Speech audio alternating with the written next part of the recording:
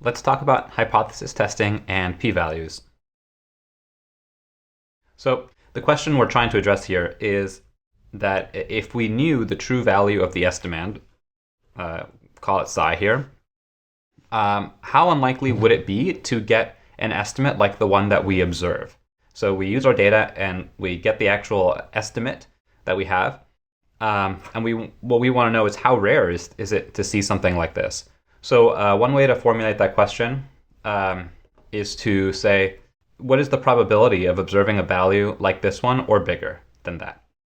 Because bigger would be more extreme. So this area here under the sampling distribution, which is centered at the true value, this area represents what we're interested in. And of course, this depends on what we think the true value actually is. So if we think the true value is over here, and this is the value that we observe, then maybe the sampling distribution of our estimate actually looks like this. And this is, in this case, this is kind of a more unlucky realization. We got a little bit unlucky with our data, so we're kind of far from the truth. Whereas in this case, if we think the truth is here, then this isn't so unlucky. We're actually pretty close to the truth. And correspondingly, the area under this under the curve that is to the right of our observed value is a bit bigger. And here's a case where it's quite extreme, and if the truth is way over here, then this is quite an unlucky draw, right?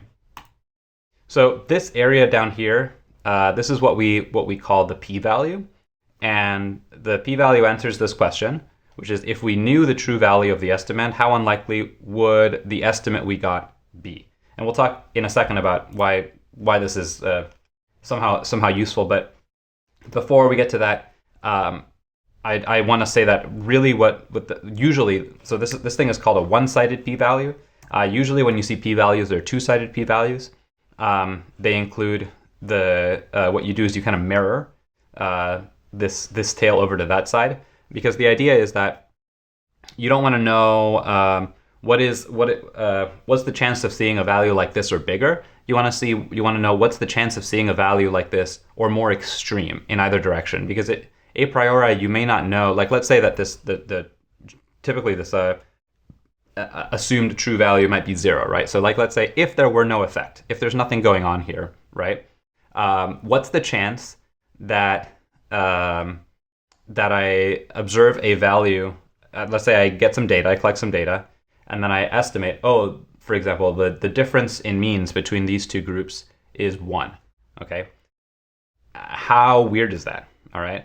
That would be kind of this thing, right? But if I get a value of 1, why should I just be asking about how weird is it to see a value of 1?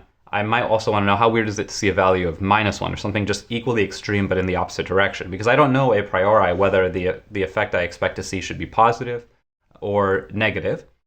And so it makes sense to also consider that I could have observed a value of -1 as well, right? If this is the sampling distribution here. And so that's one of the reasons why people typically consider two-sided p-values. So there's more we can say about that, but we'll just move on to what is more about what the key ideas are here. So this thing here, what we say is the assumed value of the estimand.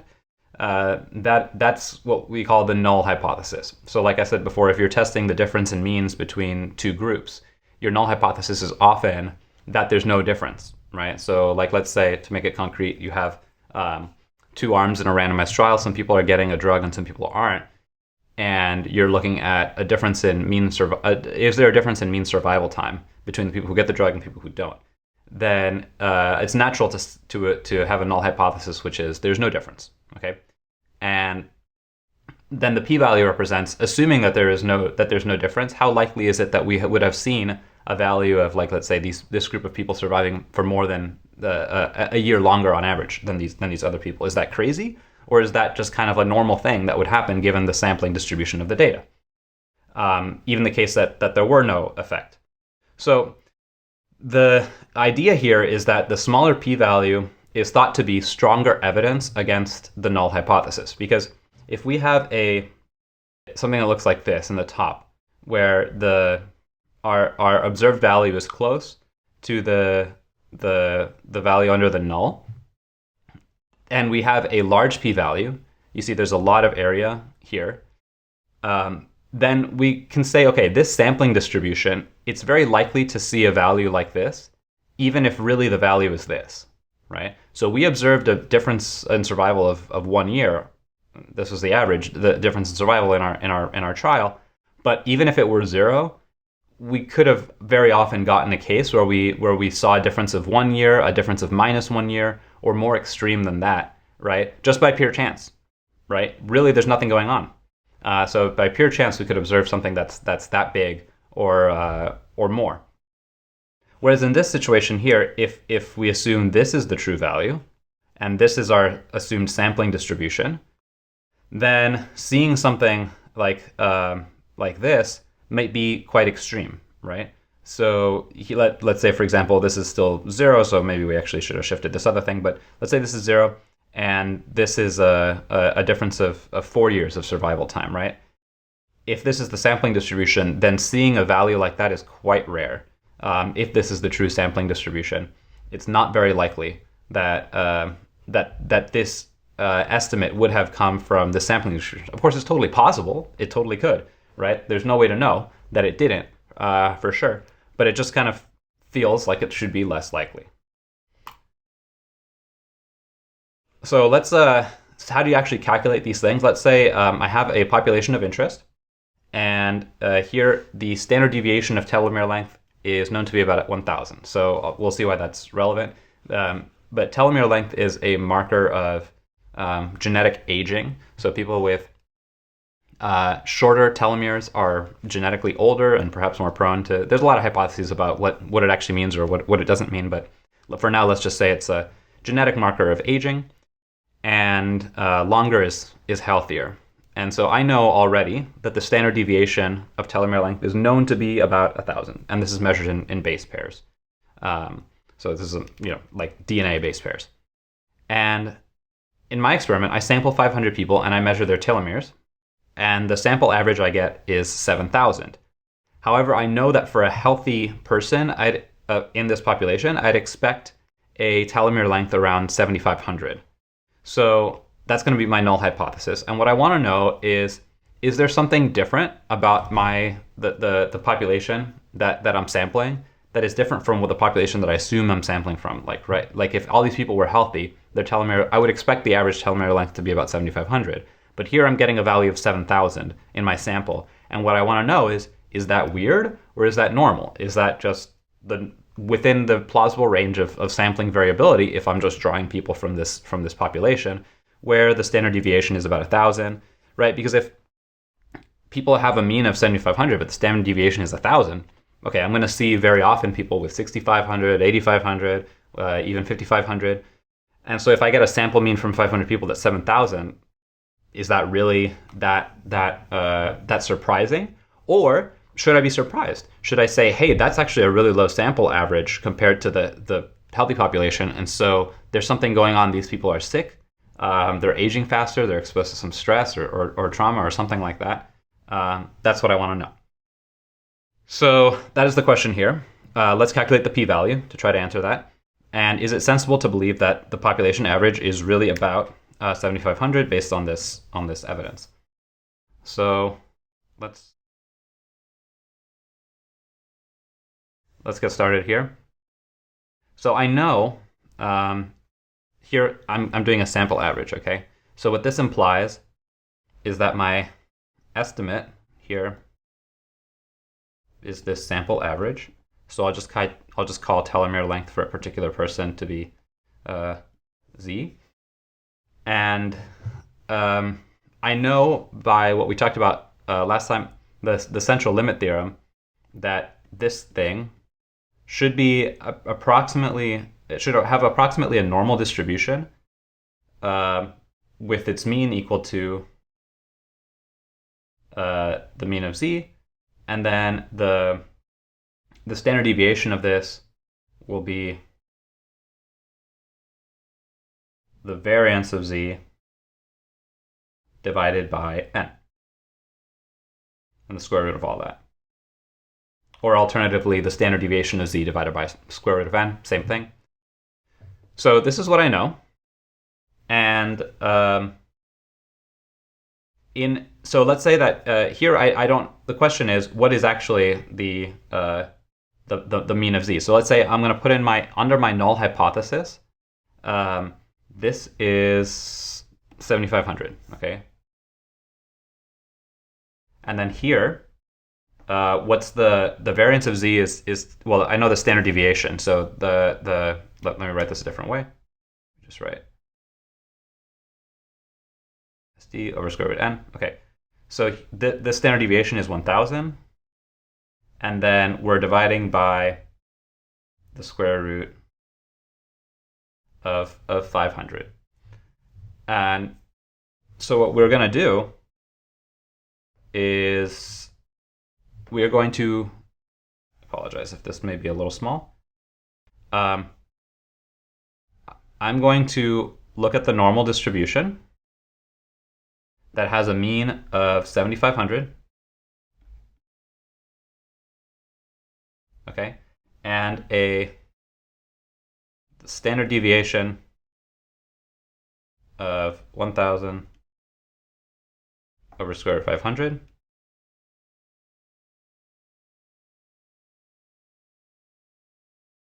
And we're going to ask, okay, so if the average I get is 7,000, let's say that's about here, right?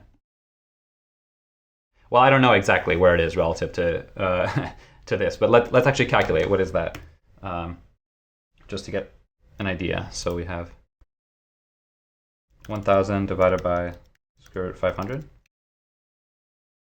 So that's about 45. So this number here, let's just replace this with about 45.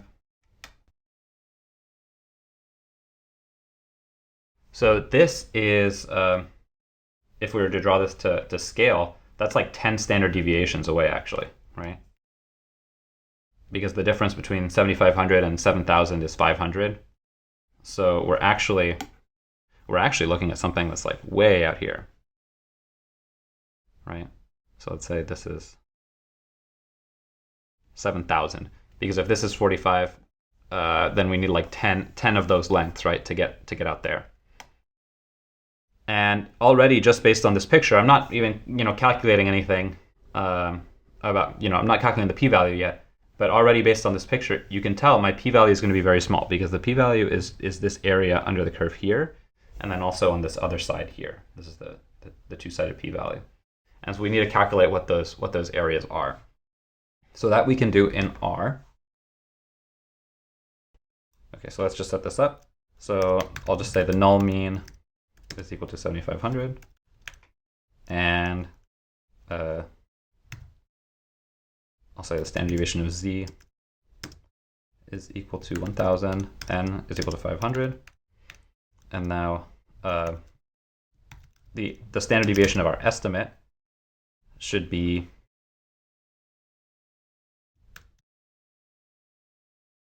n. Okay, and now what we want to know is what is that area under the curve. So we can set up with a p norm. If you remember this from way back, lecture 2 or 3, p norm is how you calculate areas under the curves for a normal random variable. And this is going to get, so if I put in a number here, like let's say 7,000, and I say my mean is null mean, and SD is equal to the SD of the estimate. This is going to get the area under the left side of the curve. So it's what I'm calculating here is this. Let me show you. Okay. So what I'm getting here, so here's my mean, and then I'm putting in the value 7,000. What we're going to calculate, and this is the standard deviation, what we're calculating is this here. It's the probability that this random variable takes a value less than what that input is.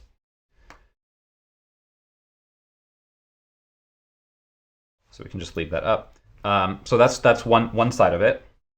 If I want to calculate that other side, it is so now I need to take whatever that difference is between 7,000 here. So here mu is 7,500. So I'll show you very explicitly. So that difference would be 500, and I want to add 500 to the other side.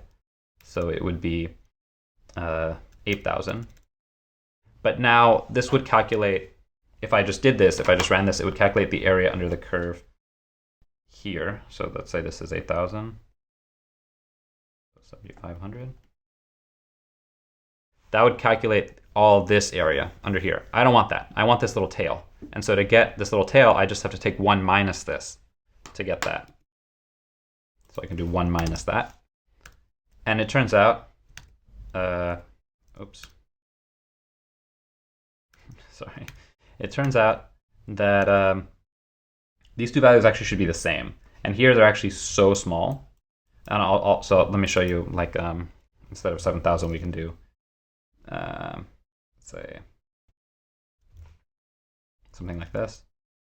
Okay, let's do even bigger. So let's say that instead of my mean of 7,000 that I calculated from data, I actually got something pretty close to what I assume my population average is. So let's say 7,400. Okay, that seems good. So then on the other side, we'd be calculating 7,600. And you see these are the same number, right? Why are they the same number? Because this is this is symmetrical here, right? So that area is the same as that area. So all we need to do is actually just calculate one of the two and then multiply it by 2. So we can do this one, right? 2 times. So this is our p-value, 0.02. Okay. I changed the problem a little bit. Now I'm considering 7,400. So let's actually go ahead and change that here.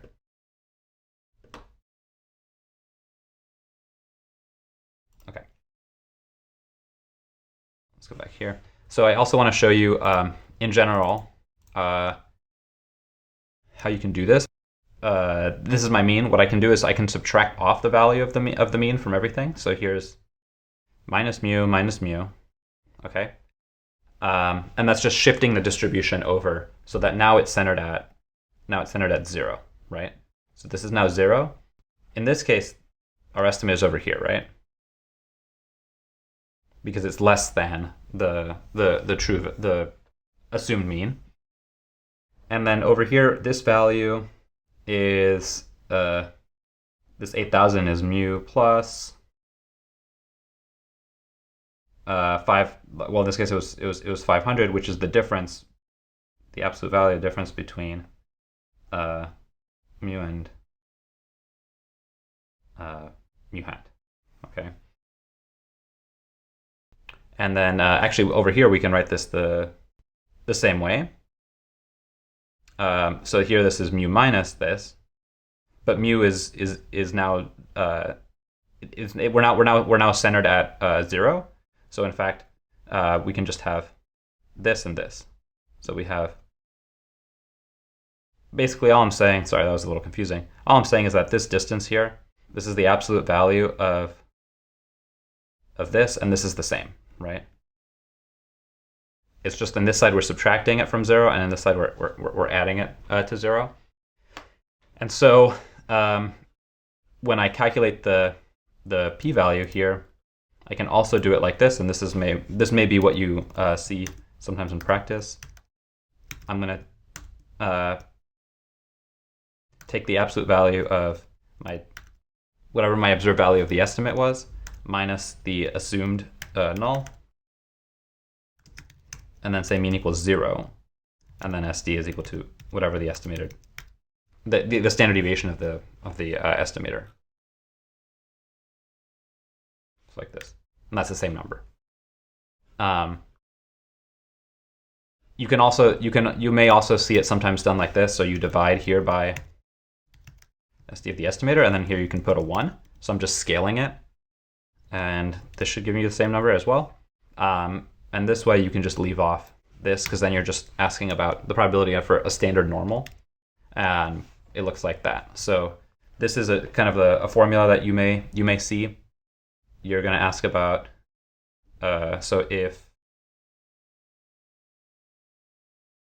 this is a normal 0, 1 random variable, the probability that this thing is less than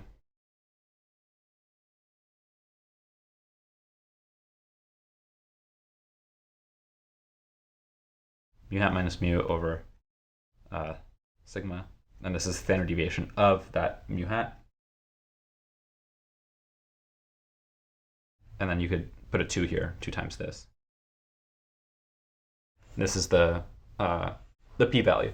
Now all of this is assuming that the estimator has a normal sampling distribution and that we know what the variance of that sampling distribution will be, which in this case we do because we know that this is the variance of z divided by square root n, and I told you that I knew what this is. So we'll look at now the case where we don't know what that is in a second. All right, so this is just mechanically the process of computing a p-value, and you can see it's really just about finding an area under the curve, and that's basically all there is to it. And in this case, you see the number here; it's pretty small, right? So even if the difference in this example, even if the difference were only, I get a sample mean of 7,400, and I think the true population is 7,500. This is actually a pretty substantial difference, statistically speaking.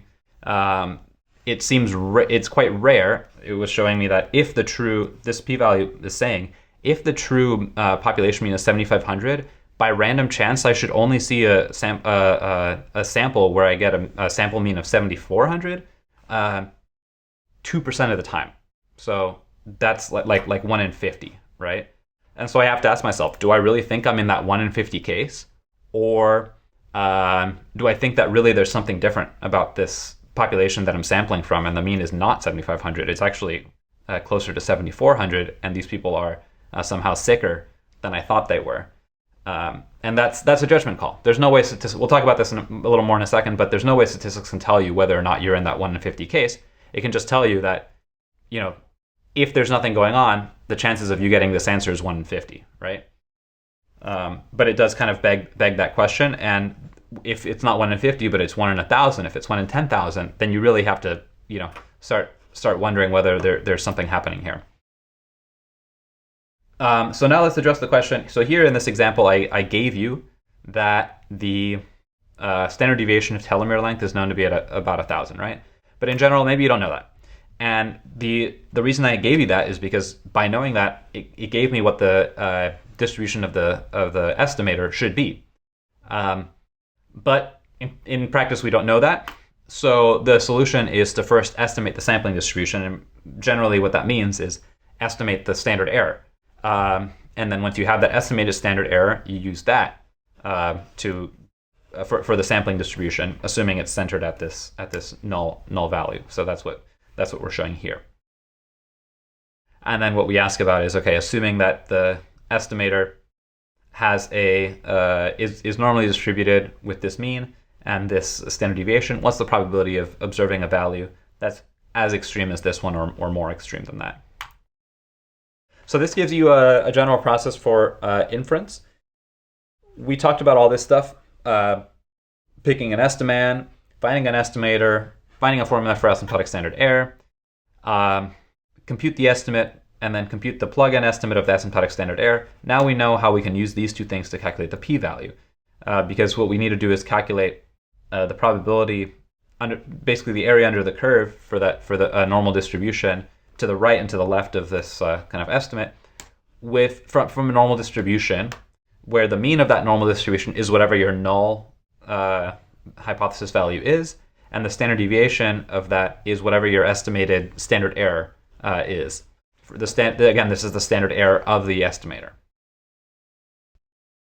So let's look at this again.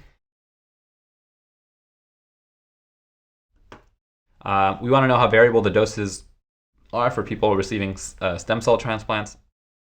We can calculate the asymptotic variance of the sample variance.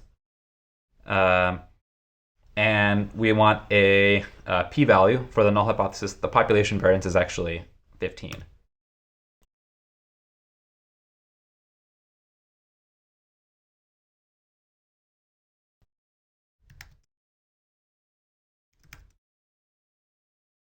Let me just rename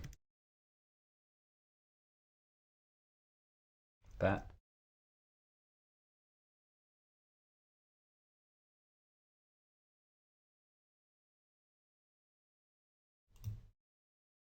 Okay, so my estimate is the sample variance of z. Okay, so that's 18, and or maybe a little more than 18, about almost 19. And our null hypothesis is that this number is actually 15. So if the number were 15, if the true value were 15, how weird would this be of seeing a value of 18.7? Is that within the range of assumed sampling variability, or is it not? That's what we're going to answer. So the asymptotic variance of this, so now we need to estimate that. So the standard error, so asymptotic standard error is the, let's calculate this, mean z minus.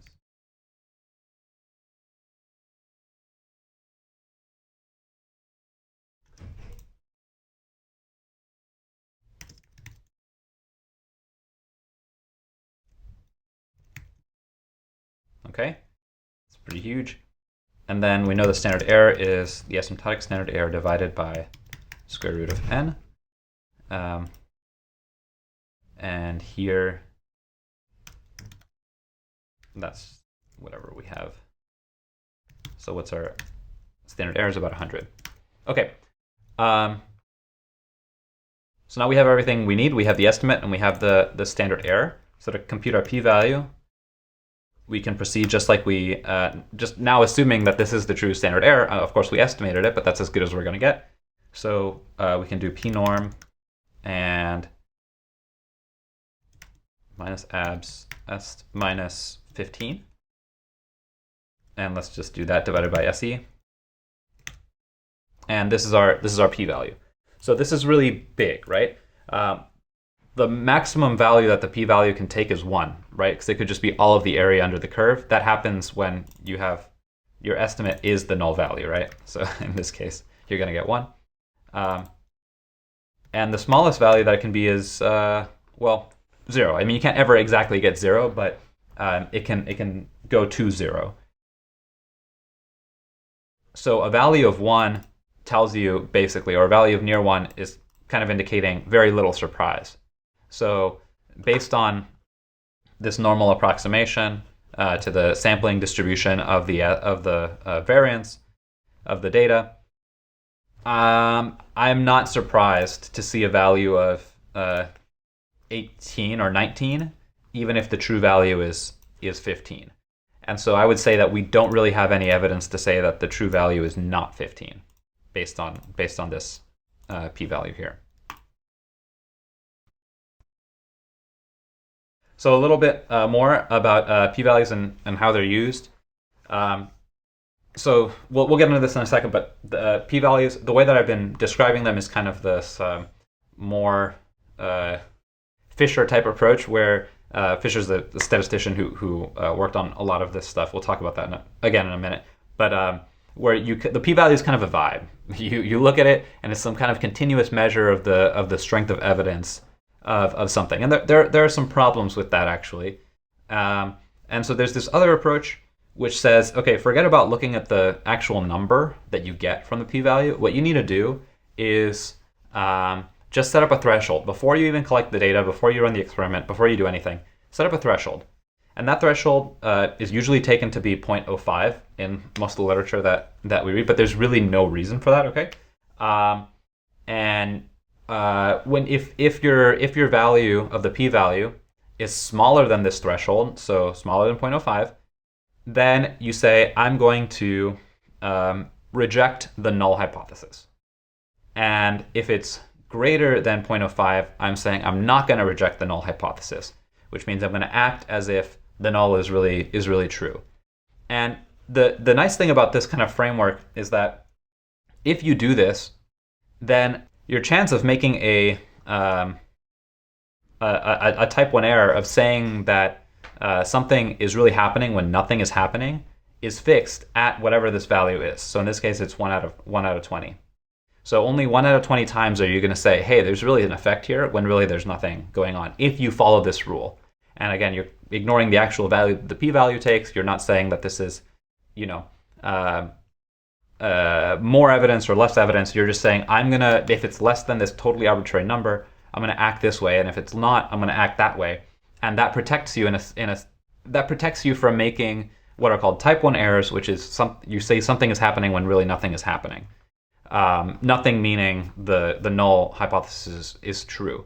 So that's really nice in a kind of like pharmaceutical setting, for example. People are really obsessed with this type 1 error rate and protecting it, because you, if you're the FDA, for example, you don't want pharma companies to be able to say that their drugs work and when really they don't work, or at least you want to be able to concretely say, hey, only 5% of the time are we allowing this.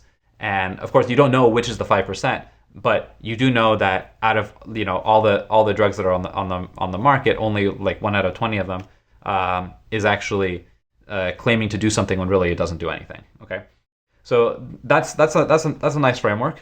However, there's also issues with that, because the statistical significance doesn't really mean, and by the way, if people say if it's less than whatever your threshold you set up, you call that statistically significant, right?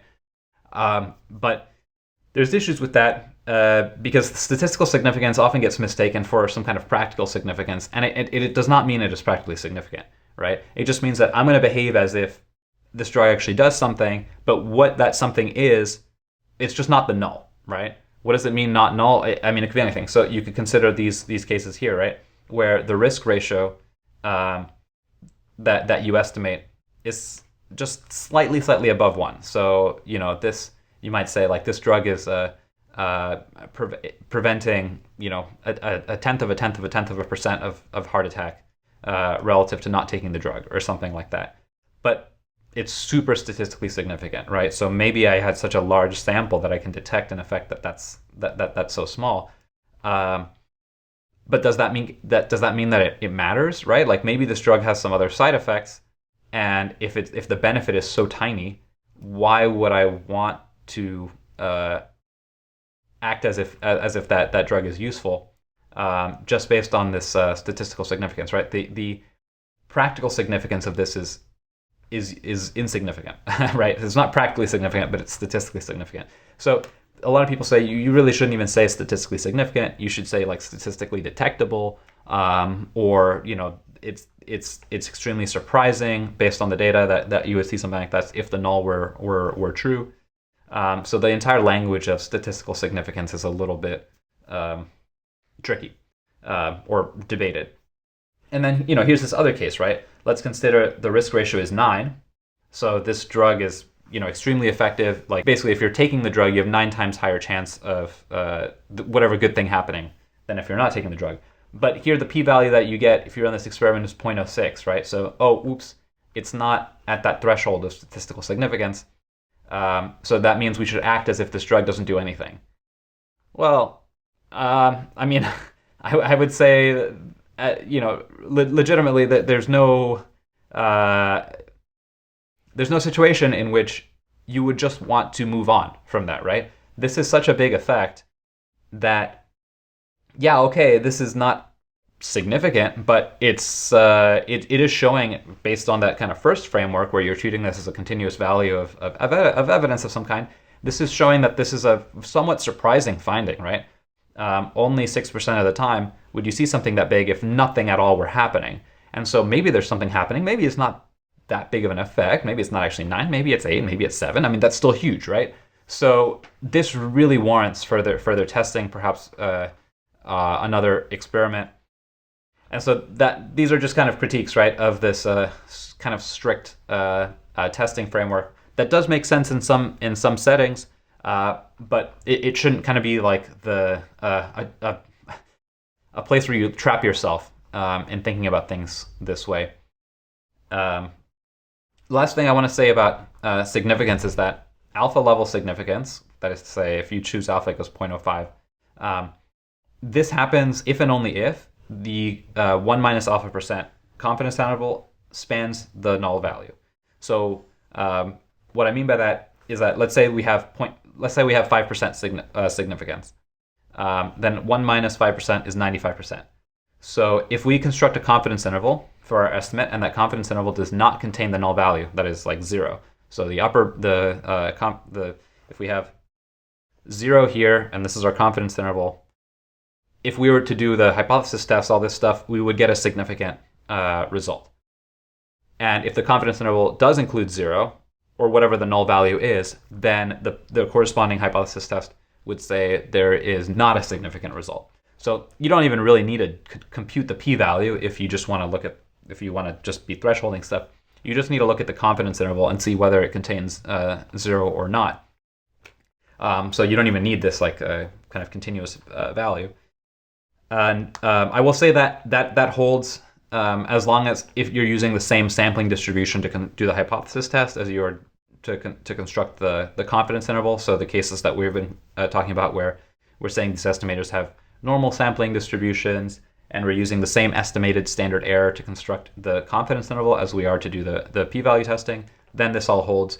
But there are situations where, sometimes people will test one thing, and the confidence interval is built kind of for a different thing, or they're making different assumptions in constructing the confidence interval as they are when they're doing the p-value. And so sometimes you don't get this exact correspondence. But in the cases that we're talking about, you do.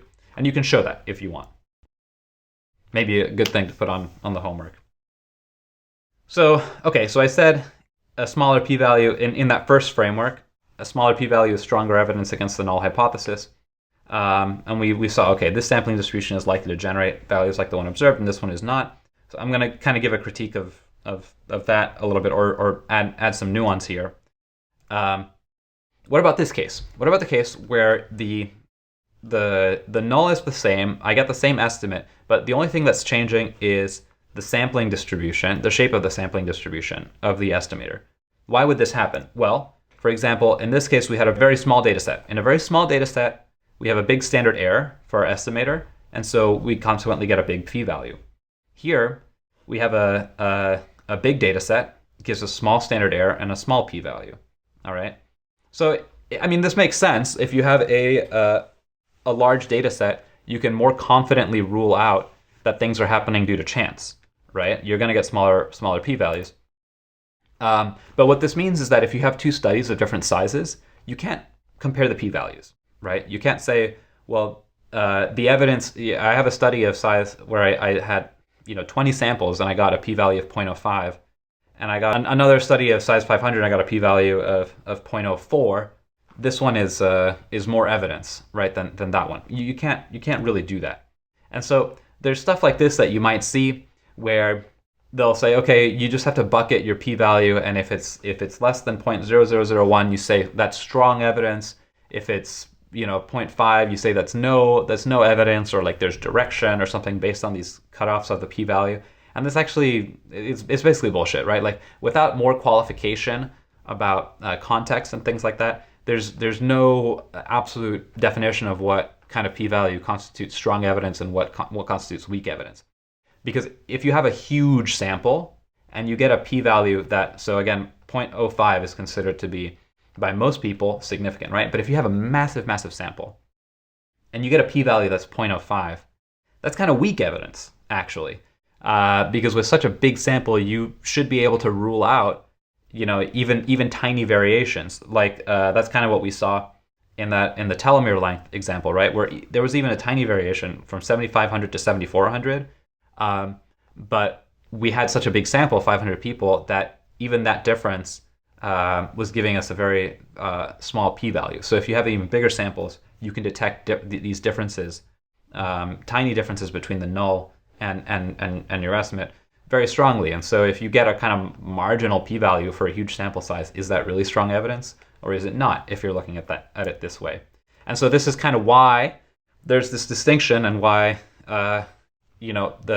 some people really think you just need to draw a clear boundary and say this is significant and not. So so we have this Fisher world, which is what I explained before, where we set up our null hypothesis, and then we compute the p-value, and we report the exact number. You don't talk about accepting or rejecting anything. And Fisher. So Fisher was a very famous statistician, kind of contemporary to Jerzy Neyman, maybe a little bit before.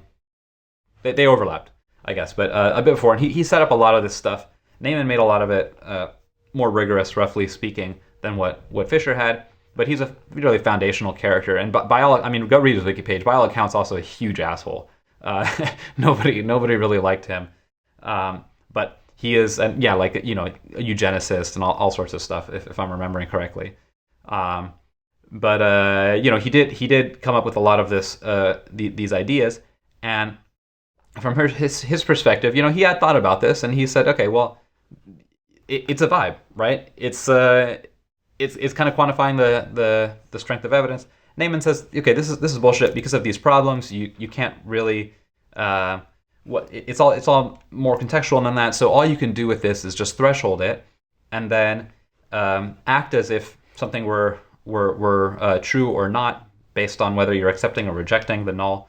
And you have to decide about what that cutoff is based on your subjective, kind of cost benefit. Like, how much do I care about saying that something works when really it doesn't, versus how much do I care about not finding something when really it's doing something. And so he's saying this, but Fisher basically thinks this is nonsense, that there's no, he points out, kind of this case, there's no setting where somebody would see something like this and not want to investigate further or behave as if there's absolutely nothing going on here. So point being, there's are p-values bad, are p-values good? It's none of the above, okay? It's not like there's any magic here about p-values or confidence intervals, for that matter. Some people will say, oh, don't use p-values, use confidence intervals, because confidence intervals don't have that problem. But it's not true. It's all the same. They're both just reflecting the estimated sampling distribution of the estimate. So you're getting some kind of idea of how variable your estimate would be across if you repeated the experiment. Can that tell you what the true value is, concretely, or can that rule out some cases concretely? No, right? So I like this quote here, and I have the link in the slides if you want to check it out later to where it's from. But this guy's saying it's tempting to think that we can fix this with better stats education. You see a lot of papers out there like, oh, people don't understand p-values, we need better education, blah blah blah blah. But really the problem is that there's no method that can actually tell you how confident you can be in some subjective belief, because if your claim is extraordinary, then you need some extraordinary evidence to back it, and there's a numerical estimate of that requires a numerical estimate of how extraordinary your claim is, but that's not really something that you can meaningfully quantify, right? And different scientists have different ideas about what's meaningful, what's not meaningful, what's extraordinary, what's not. And so there's no way to get your statistics package to do your thinking for you. There's no general theory of induction, uncertainty, or epistemology. Too bad, right? So I love that, yeah, because these are all just tools that can help you think about the problem, but at the end of the day, you still have to use your judgment. So let's dig into that, right? Let's dig into some of these misconceptions, or kind of believing that the p-value can tell you more than it actually does, and work through some of this. So these are actually from a study that some people did, where they asked psychology students and like professional academic psychologists, and also people who were teaching like statistical methods to academic psychologists, a series of questions about p-values. So let's go through them. Let's say you have a procedure that you think may alter SAT test performance. So maybe it's a course or a series of lectures, something like that. And you give it to some people and not to other people, and you compare the means of those two groups using the kind of methods that we've been talking about. You analyze the data based on your IID assumption, blah, blah, blah. You obtain a difference in means of 50 points with a p-value of 0.01. So given your significance threshold of 0.05, you reject the null, that there's no effect if you're kind of thinking about this Neyman null hypothesis testing situation. So which of these are true or false here? And several of them may be correct, several of them may be incorrect. So I really encourage you to pause here and think about each of these. Some of them are tricky.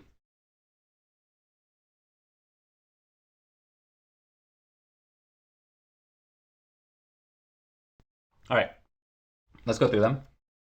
So number one, you've disproved the null hypothesis.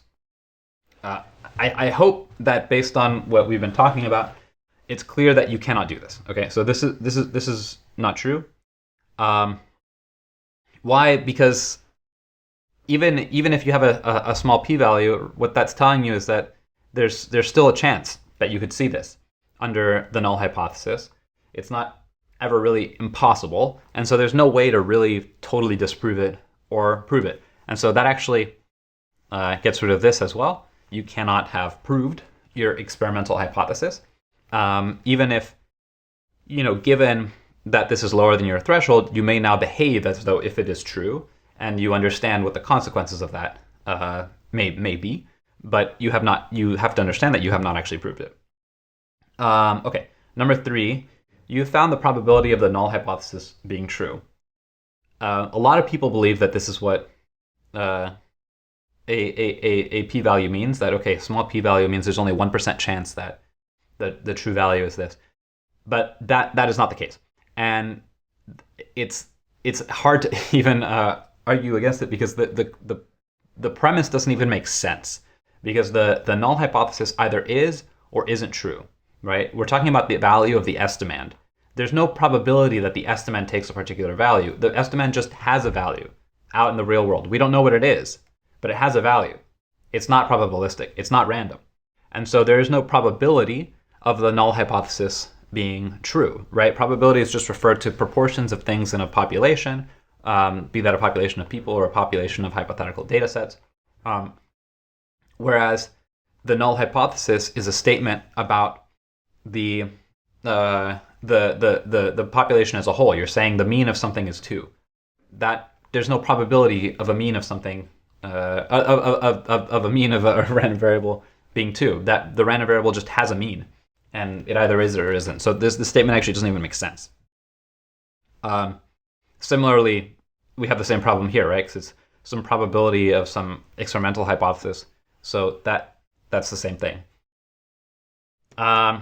Okay, this is the trickiest one. I actually kind of tripped up on this when I was looking at this earlier. If you decide to reject the null, the probability that you are making the wrong decision. So this sounds kind of right, based on what I was talking about before, because we know that, like I was talking about in the FDA setting, if you have a strict, 0.05 threshold, you understand that if you're acting as if this is when you have a p-value that's less than that, you reject, and when it's greater than that, you kind of stick with the null. You understand that out in the world there may be some 5% of drugs that are actually not effective when really you thought they were. But this is not actually that, because this is saying if you decide to reject the null, the probability that you are making the wrong decision. So if you reject the null, then you are accepting the alternative hypothesis that the null is not true, and you're still here talking about the probability of some experimental hypothesis here. So here, this is like, okay, so if you reject the null, how should I write this here? So let's say you're saying, I'm rejecting the null, then wrong decision means what? Wrong decision means that the null is true, right? If you believe that it's not. And so then here you're asking, what's the probability that the null is true? But that's exactly what we had up here, right? That's this one. What's the probability that the null is true? Which makes no sense as a statement. There is no probability that the null hypothesis is true or false. It just either is or it isn't. And so it's tricky, but the statement also does not make sense for that same reason. All right. And now this one, if the experiment were repeated infinitely, you would get a significant result 99% of the time. No, that's definitely not the case, because let's say that we actually do have the null value, right? The null distribution. Really nothing is happening. So here, let's say psi equals 0. That's the truth, and this is the sampling distribution of my estimate would, let's say that's a sample mean or something like that. Let's say I run this one experiment and I happen to get a value here, okay, where my p-value equals 0.01, right? Very small. Cool. Does that mean that if my experiment were repeated infinitely, I would get this significant result 99% of the time?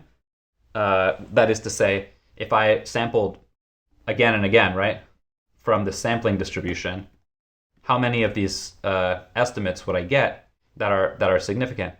That's not the case at all, right? Like here, actually, 99% I would get insignificant, right? So I really just got lucky this time. So what this is kind of saying, like, if you get lucky once, you're gonna get lucky all the time. It doesn't make any sense. And then this last one, if the null hypothesis were true, you'd obtain an estimate more extreme than 50 points 1% of the time under random sampling. This is precisely the definition of the p-value. What is the probability of obtaining an estimate more extreme than the one you saw under random sampling? And if your p-value is 0.01, that's 1%, right? So this is exactly the definition of the p-value. This is the only one that is in fact true. So if you did that and you're like, oh my God, that was hard, I don't understand what's going on, don't worry too much because you're in good company, okay? This is psychology students who, from my perspective, pretty similar in terms of a kind of background and like aims to public health students often. So I think this is pretty comparable. 100% of these students who had taken stats courses in psychology departments, 100% of them got one or more of these wrong. Okay, academic psychologists, 97% got one or more of these wrong. Scientists, professional scientists who are not necessarily teaching these methods classes, 90% of them got one or more wrong. And instructors, people like me, who are teaching these courses to psychology, public health students, I would extrapolate a little bit here, but people like me, 80% of us got one or more of these wrong. So it's actually pretty dismal. So I mean, the key here is that really people say p-values are kind of interpretable or more than just looking at the sampling distribution or something like that, but really not a lot. The only concrete thing here is this last one, right? Which is basically just the definition of the p-value. All of these other ones are kind of extrapolating to say, oh, the p-value can actually tell you more than it really does. And those are the ones that are not true. The only thing that's true is just literally the thing that's the definition. So that's kind of what you should remember, is what that definition is and what it means. And then how you act based on that is kind of up to you and your own judgment. And don't you don't have to join any particular cult about p-values. Last thing I want to say, statistical testing is a huge thing. There's tests for everything. I've presented it in a particular way where you have you have an estimate. You have an estimand, something that you're going after, and you try to estimate it, and then you're asking, is this a weird value if my true value were actually 0, if my true value were actually 1? How weird is this, roughly speaking? But there's tests you can do even if you don't have a specific number that you're trying to estimate. You don't really care what the mean is. You just want to know, is it 0 or not, right? You could do that. You would do it the same way, but there your purpose is not to estimate the mean. It's just to know whether it's 0 or not. It's like full stop. And there's many other kinds of tests that you can do. You can test, do I think that this population is normally distributed, or this variable in this population is normally distributed? Yes or no, right? And again, based on the interpretation that we just talked about, if you get a no, does that mean that it's not? No, right? And in fact, with enough data, you would always be able to disprove that it is, because nothing is exactly normal, right? So what does the p-value really tell you in that case? I don't know. But point being, there's a lot of tests. There's a lot of testing that you can do for a lot of different stuff, and you'll sometimes come across flowcharts like this, which have good intentions, right? The intention is, there's so much out there. How do you know like where to go? What to start with? But especially for testing, you'll see this. You'll also see this with models, and we'll talk about that a little bit later in the course. But especially for testing, people are always looking for what's the test that I should be doing here. And the problem with these flowcharts is that it's right here at the top. What is the type of data? Is like the first thing, and then can you satisfy these assumptions? Blah blah blah. No, I mean, you really need to start with what is the question? What is it that you're trying to estimate? What are you trying to estimate? And then from there, what is the estimator? What is the sampling distribution of the estimator analytically? And then just go from there. So start at the beginning. Don't put the cart before the horse, and don't think about it in terms of the type of your data. Why does the type of your data, if something is continuous or ordinal, what does that have anything to do with the question that you're asking? If you're asking about a mean, does it matter whether the data is continuous or not? That only starts to matter when you start to really get into the weeds and say, okay, well, what should the sampling distribution of this be? If it's this, then I can more, if it's discrete, then I can, if the data are discrete, then maybe I can more accurately approximate that, and I don't need to use this normal approximation. I can use something a little more accurate. And so it gets quite complicated, but flowcharts like this, although they are very well intentioned, are not the right thing to be doing. Not for testing, not for models. I have them here because they're very common in testing, but this is like something we'll return to later in the course as well. And just say, you should not decide what analysis you are doing based on the kind of data that you have. You should decide based on what the question is that you are trying to answer.